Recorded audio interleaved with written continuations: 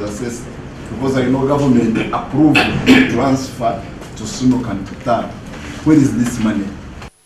The Ministry of Justice and Constitutional Affairs has asked Parliament to acknowledge an 8.1 billion budget supplement that will see government of Uganda spend close to 3.26 billion shillings filed by Heritage-Oil Gas Limited and Tullow Uganda. An additional 4.86 billion will go towards settling court awards and compensation.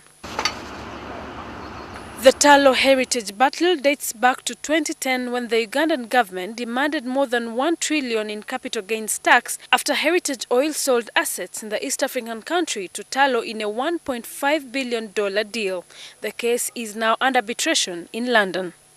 Government Attorney General Peter Nyombi had a tough time trying to convince the committee to grant a 20% increase, with members expressing skepticism over government's ability to win the cases. If we lose, it will. Yes. Now, if just be honest with you now, I hope you are telling us the truth. We shall take up this matter of the supplementary with the Treasury. It may be difficult at this point for me to tell you how much we have gained by winning that court issue. But the important thing you should know, we won and managed to protect the $434 million. The principle was laid, and that principle is going to affect all the other oil companies. And that's a lot of money. If the Attorney General had won the entire heritage case, that's when he would talk of saving the country. But he says he has won partly. But what if those other eggs?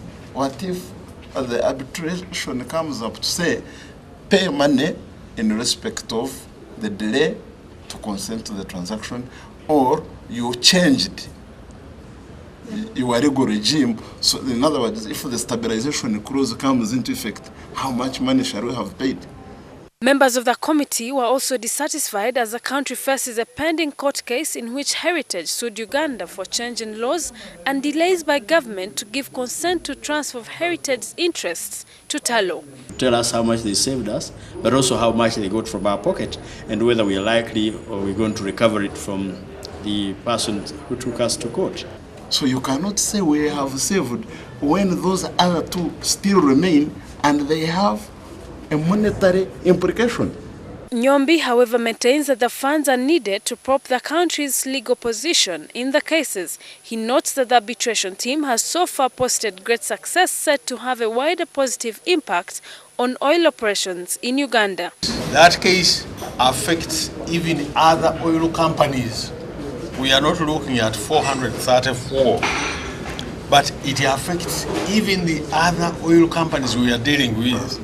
Government is further grappling with two separate cases in which Tullow in October of 2012 sued objecting to a breach of a contract exemption when it failed to waive taxes or a refund of the money on the import of the company's goods into the country. Uganda could cough out $339 million if this case is lost.